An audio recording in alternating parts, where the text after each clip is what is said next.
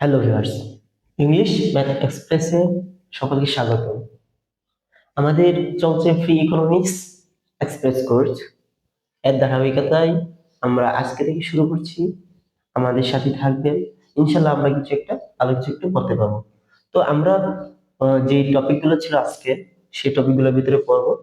প্রথম অধ্যায় অর্থনীতি, প্রথম অধ্যায় মৌলিক অর্থনৈতিক সমস্যা ও সমাধান। অর্থনীতি অর্থনীতির বিষয়টা এসেছে ইংরেজি শব্দ ইকোনমিক্স থেকে। কি? ইংরেজি শব্দ ইকোনমিক্স থেকে, যা এসেছে গ্রিক শব্দ ওইকস আর নোমস থেকে। ওইকস হচ্ছে গৃহ, আর নোমস হচ্ছে ব্যবস্থা, যা দুইটা দ্বারাই গৃহ ব্যবস্থাপনা। মানে অর্থনীতি এমন বিষয় হচ্ছে যে আমাদের একটু পরিবার চালানোর জন্য যে আমাদের জিনিস প্রয়োজন কেন লাগে, কতটুকু পরিমাণ আনতে হবে, কি কি আনতে হবে না আনতে হবে, সেগুলো কিন্তু একটা আমরা কি নিজেদের পরিবারের ভিতরে আলোচনা করি। ঠিক তেমনি অর্থনীতিও তেমনি এই যে পুরোপুরি একটা রাষ্ট্র ব্যবস্থাপনা, একটা অর্থনীতি ব্যবস্থাপনা, একটা পরিবার, একটা সংসার চলার ব্যবস্থাপনা আলোচনা করা হয় এই অর্থনীতিতে। আসলে অর্থনীতিটা কি? অর্থনীতিটা হচ্ছে যে মানুষ কিভাবে কিভাবে সীমিত সম্পদ দিয়ে অসীম অভাব, এই অসীম অভাব বা চাহিদা পূরণ করতে পারে, তার অধ্যয়নই অর্থনীতি।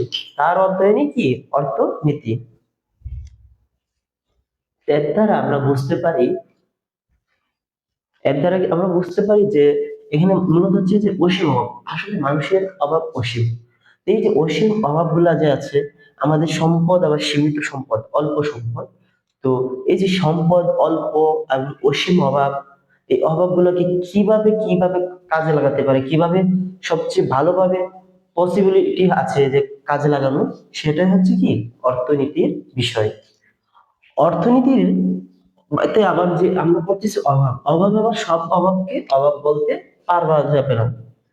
ক্রয় ক্ষমতার সাপেক্ষে, ক্রয় ক্ষমতার সাপেক্ষে মানুষের কি মানুষের অভাব মেটাতে পারে, মানুষের অভাব মেটাতে পারে ক্রয় ক্ষমতার সাপেক্ষে মানুষের বিভিন্ন ধরনের প্রয়োজন মেটাতে পারে। কি? মানুষের বিভিন্ন ধরনের প্রয়োজন, এটা হবে কি প্রয়োজন, বিভিন্ন ধরনের প্রয়োজন মেটাতে পারে। এমন যে ক্রয় কমার এমন জিনিস, এমন জিনিস, এখানে জিনিস হবে এমন জিনিস ক্রয় করার আকাঙ্ক্ষা বা ইচ্ছাকে কি বলা হয়? অভাব বলে। তাহলে কি করতে হবে? অভাব হতে গেলে ক্রয় ক্ষমতা লাগবে, যা আমাদের প্রয়োজন মেটাতে পারে, মানসিক প্রয়োজন মেটাতে পারে। এবং কি এই যে আমরা যে এই আকাঙ্ক্ষা গুলো পাচ্ছি, এই আকাঙ্ক্ষা লালন করছি, ওইটাকে আমরা অভাব বলবো। এছাড়া অন্য জিনিসগুলোকে আমরা অর্থনীতি ভাষায় অভাব বলতে পারি না। তারপর হচ্ছে অর্থনীতির উদ্ভবের কারণ। আসলে অর্থনীতির উদ্ভবের কারণই হচ্ছে আমাদের যে অসীম অভাব এবং সীমিত সম্পদ আছে, এই অসীম অভাব এবং সীমিত সম্পদের জন্যই মূলত আমাদের অর্থনীতির উদ্ভব। অসীম অভাব কি? একজন যিনি ভিক্ষুক বা দরিদ্র মানুষ, তার ইচ্ছে কি? তার একটা সুন্দর ঘর হবে আর দুবেলা খেতে পারবে, ঘর আর দুবেলা খাবার। কিন্তু যখন এটা মিটে যাবে, তখন সে বলবে একটা টিনের ঘর, তারপর একটা বিল্ডিং, এরকম আশার আকাঙ্ক্ষা। মানুষের কিন্তু অনেক আশা, মানুষের অনেক অভাব, কিন্তু আমাদের সম্পদ কি? স্বল্প, রিসোর্স স্বল্প। তো এই যে রিসোর্স যে আমাদের কম, তো ওই যে রিসোর্স দ্বারা, সীমিত সম্পদ দ্বারা, সীমিত সম্পদ দ্বারা কিভাবে আমার এত এত অভাবকে আমি সঠিকভাবে ইউটিলাইজ করতে পারি, সেটা হচ্ছে দরিদ্র, সেটা হচ্ছে কি অর্থনৈতিক উদ্ভবের কারণ। এটার কারণটা বার করতে গিয়েই আমাদের এই অর্থনীতি উদ্ভব হয়। এখন জানবো অর্থনীতি উদ্ভব হয় কত সালে এবং অর্থনীতির জনক কে। তাহলে আমরা জানতে পারি।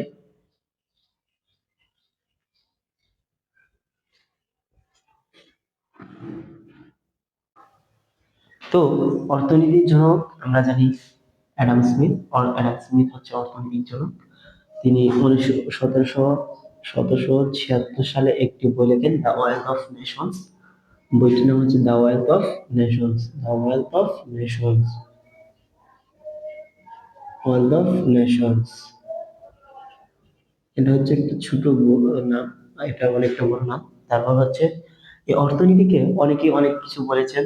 অ্যাডাম স্মিথ বলেছেন কি, সম্পদের বিজ্ঞান। সম্পদের বিজ্ঞানের কাহিনী হচ্ছে যে এটা সম্পদ নিয়ে গবেষণা করে এই অর্থনীতি, কিভাবে সম্পদের সঠিক ব্যবহার করা যেতে পারে, সম্পদের সঠিক ব্যবহার এবং যথাযথ ব্যবহার নিয়ে গবেষণা করে বিধায় এটাকে বলা হয় সম্পদের বিজ্ঞান। তারপর হচ্ছে কল্যাণী বিজ্ঞান, এটা হচ্ছে মানুষের কল্যাণে ব্যবহৃত হয়, মানুষের কল্যাণে ব্যবহৃত হয় এই সাবজেক্টটা বা এই অর্থনীতিটা।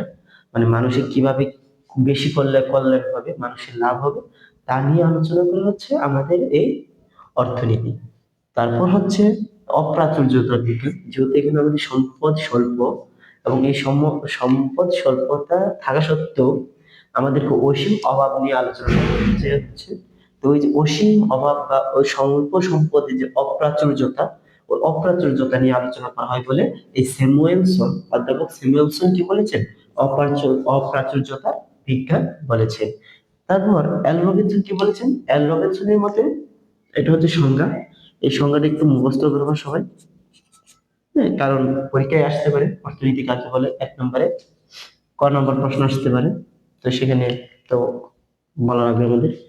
তো এল রবিনসনের মতে কি, অর্থনীতি হলো এমন একটি বিজ্ঞান যা মানুষের, অর্থনীতি হলো এমন একটি বিজ্ঞান যা মানুষের অসীম অভাব ও বিকল্প ব্যবহার যোগ্য দুষ্প্রাপ্য সম্পদের মাঝে সম্পর্ক স্থাপন করে মানবীয় আচরণকে বিশ্লেষণ করে। এখানে আমরা যদি খেয়াল করি যে অসীম অভাব, বিকল্প সম্পর্ক, দুষ্প্রাপ্য সম্পদ, মানে দুষ্প্রাপ্য যে সম্পদ, আমাদের সম্পদের যে স্বল্পতা, এই সম্পদের স্বল্পতাকে কি করা হবে, যে মানবীয় যে আচরণ আছে সেগুলোর মাধ্যমে বিকল্প ব্যবহার করে, হ্যাঁ, অসীম অভাবটাকে কি করতে হবে, নিয়ন্ত্রণ করতে হবে। এখন এখানে দেখা যায় কয়েকটা সমস্যা হয় অর্থনীতিতে, মূলত দুটি সমস্যা দেখা যায়। তা হচ্ছে দুষ্প্রাপ্যতা বা স্কারসিটি। দুষ্প্রাপ্যতা বা স্কারসিটি কাকে বলে বা কি, এটা আসতে পারে, তো আমি বলে দিচ্ছি, আপনারা লিখবেন। দুষ্প্রাপ্যতা হচ্ছে, দুষ্প্রাপ্যতা বা স্কারসিটি হচ্ছে বলতে বোঝায় মানব জীবনের অসীম সমস্যা বা অভাব পূরণের জন্য সীমিত সম্পদ বা অপ্রচুর, অর্থাৎ দুষ্প্রাপ্য, মানে আমাদের যে সম্পদের যে স্বল্পতা আছে সেটাকে বলা হয় দুষ্প্রাপ্যতা। তারপর হচ্ছে নির্বাচন, যখন আমাদের সম্পদের স্বল্পতা থাকে এবং আমাদের সাধারণত মানুষের অভাব প্রচুর, এই যে মানুষের অভাব যে প্রচুর, এই অভাব প্রচুর গুলাকে, সবগুলো সম্পদ একসাথে সম্ভব না। আপনি যদি মনে করেন আপনার কাছে 1,000 টাকা আছে, ওই 1,000 টাকা দিয়ে আপনার কাছে 5টা কাজ করতে হবে, যে আপনার বই কিনতে হবে, রেস্টুরেন্টে খাবার খেতে যেতে হবে, গাড়ি ভাড়া দিতে হবে, আহ, তারপর হচ্ছে কি ঘর ভাড়া দিতে হবে, এরকম কয়েকটা অপশন থাকতে পারে। কিন্তু আপনার এই 1,000 টাকা দ্বারা সবগুলো করা সম্ভব না। তো সেক্ষেত্রে আমাদেরকে কি করতে হবে, নির্বাচন বা চয়েস করতে হবে।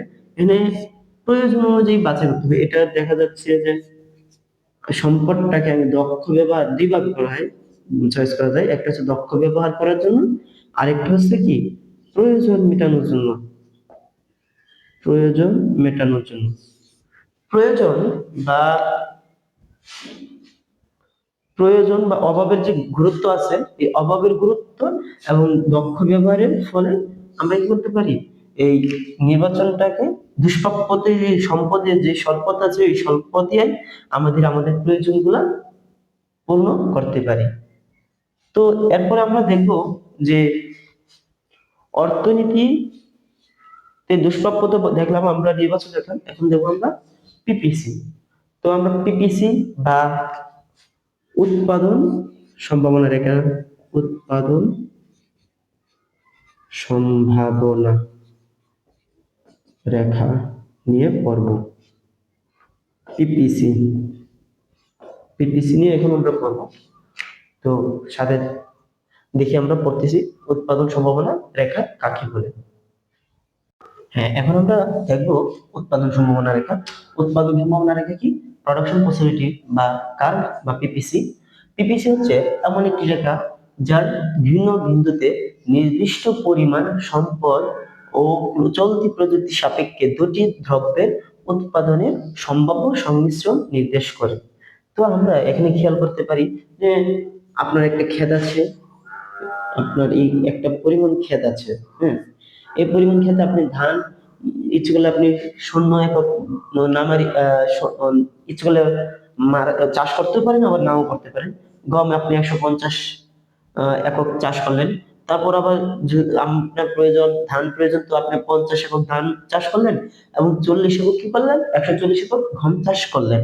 তারপর হচ্ছে আবার দেখেন যে 100 একক ধান, 100 একক গম, 140 একক ধান যেহেতু আপনার বেশি লাগছে, পুরোটা জমি আপনি কি করলেন, 140 একক ধান উৎপাদন করলেন এবং 50 একক গম উৎপাদন করলেন, এবং 150 একক ধান উৎপাদন করলেন এবং গম উৎপাদন করলেন না। এটা হচ্ছে আপনার মর্জি অনুযায়ী। তো এই যে দুইটা পণ্যের যে একটা সিস্টেম আছে, একটা সংমিশ্রণ আছে, ওই যে সংমিশ্রণটা যে উৎপাদনের যে সর্বোচ্চ উৎপাদন পাওয়া যাবে, যেভাবে একটা সম্ভাব্য সর্বোচ্চ উৎপাদন, সেটা হচ্ছে কি উৎপাদন সম্ভাবনা রেখা। এই উৎপাদন সম্ভাবনা রেখা এইগুলাতে দুইটা যেহেতু সংমিশ্রণ হয়েছে, তো এইগুলা বিন্দু টিকগুলাকে নাম দিলাম এ বিন্দু, বি বিন্দু, সি বিন্দু, ডি বিন্দু এবং ই বিন্দু, যেহেতু সংমিশ্রণ একটা আরেকটার সাথে জড়িত। তো আমরা এখন উৎপাদন সম্ভাবনা রেখা আঁকবো কিভাবে। তো উৎপাদন সম্ভাবনা রেখা যদি আঁকতে চাই, তাহলে আমরা এখানে একটু সমস্যা হতে পারে, যেহেতু খালি হাতে লিখবো, তো তো সমস্যা হতে পারে, একটু দেখেন। তারপর ধরেন আমরা ওয়াই অক্ষে কি, ওয়াই অক্ষ উপরের অক্ষটা কি ওয়াই এবং নিচের অক্ষটা কি হয় এক্স অক্ষ। তো ওয়াই অক্ষ কি হচ্ছে, ওয়াই অক্ষ হচ্ছে ধরলাম আমরা ঘম, এবং এক্স অক্ষ হচ্ছে ধান। তো এই যে দুইটা পণ্য আছে, দুইটা দ্রব্য আছে, এটাকে আমরা কি করতে পারবো, তুলনা করতে পারবো। তো আহ, উপরে নিচে পর্যন্ত আমি নিলাম 50, 50, 100, 150, পরে আবার হচ্ছে এখানে 50, 100, 150, এভাবে আমি ঘরগুলা নিলাম, হ্যাঁ। তো এখন যদি আমরা মিশ্রণগুলো যদি আমরা আঁকতে চাই, তাহলে কত, এই যে শূন্য, ধান যখন শূন্য, এক্স যখন শূন্য, ওয়াই তখন কত 150। তো এখানে কি হবে আমাদের এ বিন্দু, এখানে কি হবে আমাদের এ বিন্দু, এই যে এখানে দিলাম আমি এ বিন্দু। তারপর হচ্ছে এক্স যখন 50, তখন ধান হচ্ছে 140, তো 140 এখানেই হবে।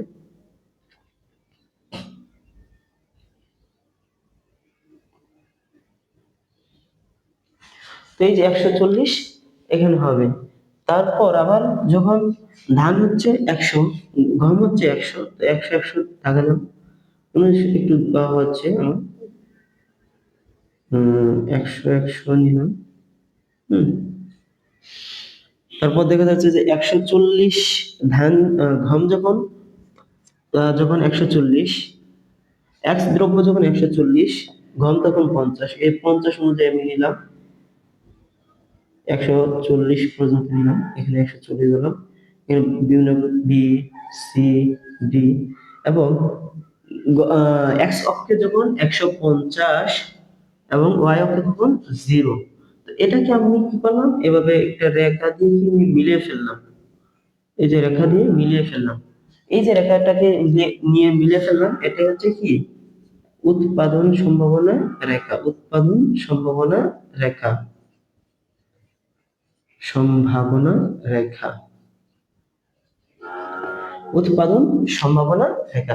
তো আপনি যে এই যে দুইটা দ্রব্য নিলেন, এক্স দ্রব্য এবং ওয়াই দ্রব্য, দুইটা দ্রব্য বিভিন্ন জায়গায় উৎপাদন করতে পারবেন আপনি। এ বিন্দুতে উৎপাদন হতে পারেন, বি বিন্দুতে, সি বিন্দুতে, ডি বিন্দুতে এবং ই বিন্দুতে, আপনার মন মতো। তো এই যে রেখাটা, যে এই রেখাটা হচ্ছে সর্বোচ্চ উৎপাদন নির্দেশ করে। এখন আপনি যদি এই যে জায়গায় যান, এই জায়গায় বিন্দু, এখানে একটা বিন্দু আছে, ওই বিন্দুতে উৎপাদন সম্ভব না, বর্তমানে উৎপাদন সম্ভব না। এটাকে বলা হয় অর্জনযোগ্য অঞ্চল। কি বলা হয়? অর্জনযোগ্য অঞ্চল, অর্জনযোগ্য অঞ্চল। যদি ভবিষ্যতে সম্পদ এবং প্রযুক্তি পরিবর্তন হয় তাহলে সেখানে উৎপাদন করা সম্ভব হবে। আবার যদি দেখা যাচ্ছে যে ভিতরে একটা বিন্দু এল, এই বিন্দুতে যদি আপনি উৎপাদন করেন, আপনার সম্পদ অতিরিক্ত আছে, অতিরিক্ত থাকার পরও আপনি সম্পদটাকে সঠিকভাবে ব্যবহার করলেন না। আপনি কি করলেন, এই অল্প যেখানে আপনি অনেকগুলো উৎপাদন করতে পারতেন সেখানে আপনি অল্প করছেন, সেখানে দেখা যাচ্ছে আমাদের যে সম্পদের অদক্ষ ব্যবহার হচ্ছে। এর ফলে কি হবে, এর ফলে হবে আমাদের বেকারত্বতা বাড়বে, সম্পদের সঠিক ব্যবহার হবে না, এবং ভবিষ্যতে এর উম খারাপ একটা প্রভাব পড়বে আমাদের সমাজের উপর। তো এই পর্যন্তই ছিল আমাদের যে উৎপাদন সম্ভাবনা রেখা। তো আজকে আমরা যা যা পড়ছি, আমরা পড়ছি যে অর্থনীতি শব্দটি এসেছে ইকোনমিক্স থেকে, ইকোনমিক্স শব্দটি এসেছে ওইকোনম মোনাস থেকে।